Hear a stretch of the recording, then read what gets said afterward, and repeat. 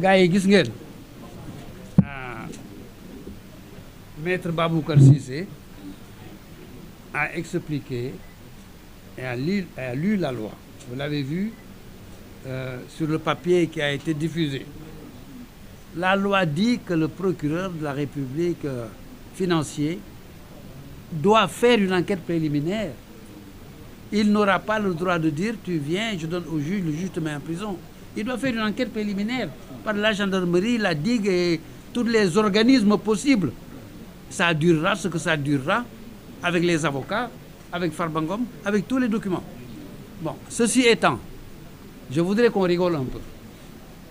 Je voudrais vous faire rire un peu.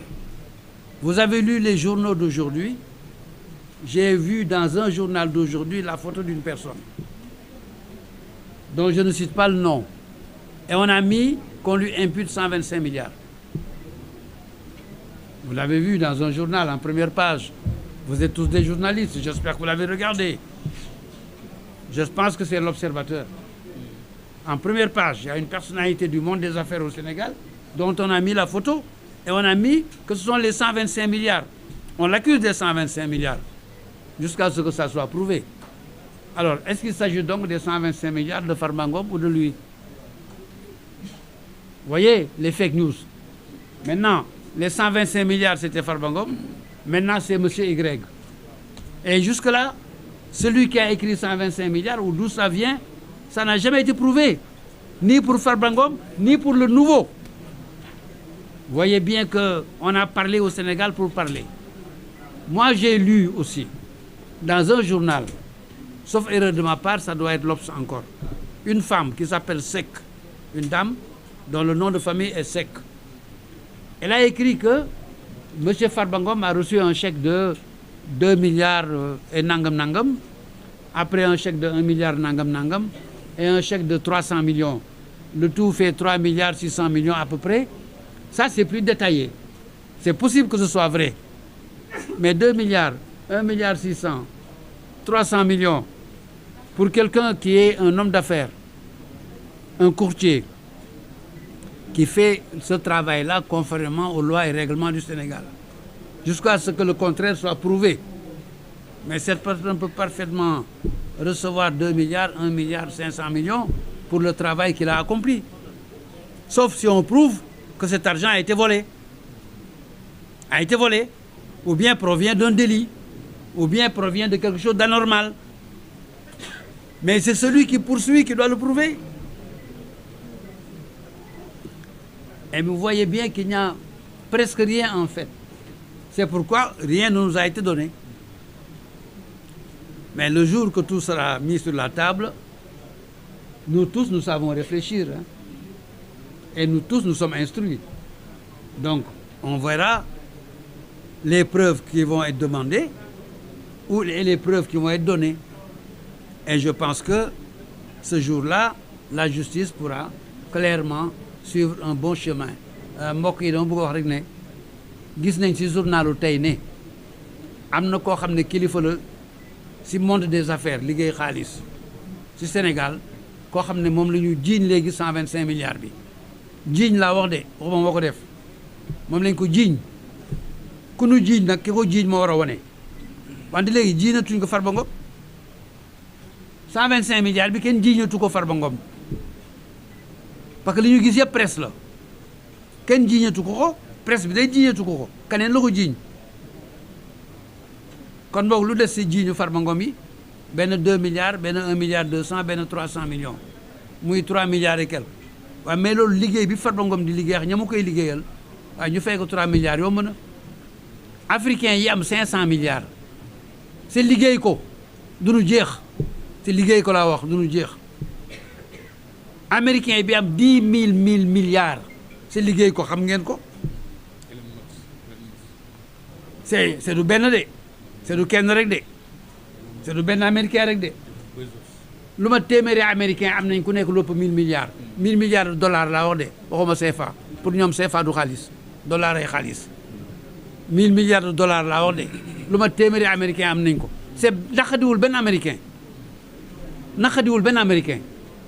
waaw ñun lu dox 3 milliards CFA kese nga xam ne du xaalis si Amérique du dara di ñu naqadi xanaa bëgguñu tekki dara ëllëg waaye ngir yàlla nañ yéene suñuy njaboot ñu am dara parce que njaboot gu amul dara njaboot gu ñàkk rek a fi nekk ban tukki américain yi am alal nangul ko seen njaboot ñuy liggéey di am alal tey ñoo ñuy dimbali suñu dëkk di ñu lebal alal di ñu may alal ñu koy bàkkoo nag mais Amérique may nanu bàkkoo nañ ko jamono yi si journaux yi gis ngeen ko gis ngeen jamono yi ñu bàkkoo Amérique may nanu léegi nag homme politique ay wax avocat waxatul homme politique ay wax dégg ngeen li ma wax avocat waxatul homme politique ay wax bàkkoo nañu si jamono yi ne Amérique may nanu Amérique lebal nanu Amérique yi ñuy jox Amérique gënuy jox dañu nangu seen doom milliardaire dañu nangu seen doom di am alal di si fay impôt waaye ñun nanguñu suñu benn doom am alal fay si impôt milliardaire ñu mën a may keneen ku am rek ñu la sàcc nga ku yor ñu ne la sàcc nga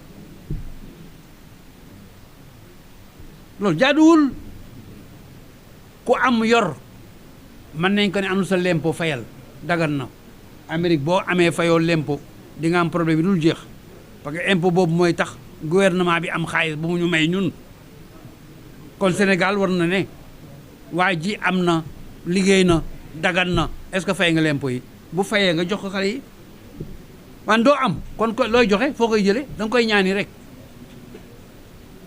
nañu nangu suñuy mbokk liggéey c'est Farba Senghor la muy liggéey dina ko prouver maa leen Farba Ngom waay Senghor waaye Farba ba ma yaay sama xarit sama rakk jooju Farba Senghor Farba Ngom lay wax Farba Ngom la mu liggéey dina ko prouver nañ dem la muy liggéey benn yoonu Sénégal ayoo ko ba ñu àgg ci nag buñ ci àggee xam wante ngir yàlla war a sóoli nañ dimbali nit ñi bàyyi leen ñu liggéey ndax nit ñi mën a am te lii nag jikko sénégalais daf fi yàgg croyez-moi de maa ngi fiy bëgg a yàgg nag Sénégal laa wax de maa ngi fiy bëgg a yàgg jikko Sénégal la dafa mel ni mosuñu nangu duñu nangu que sa dëkkandoo génn fa ngeen bokk dem am dara waaye yéene ko loolu sant yàlla mu jox la ci nga ñaane ko yaay sonal sa bopp rek yéene ko mu gën koo am jëla si jox ngay jox keneen xaalis bi mën a circuler nit ñi mën a coob laa wax man si am doxal gars yi mu ngoog loolu laa bëggoon wax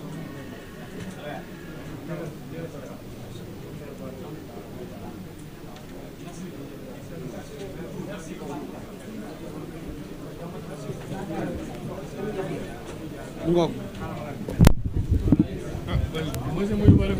waaye na ngay am xay jox leen ci waaye ngeen di coob bu ñu sonn nit ñi sonn nañu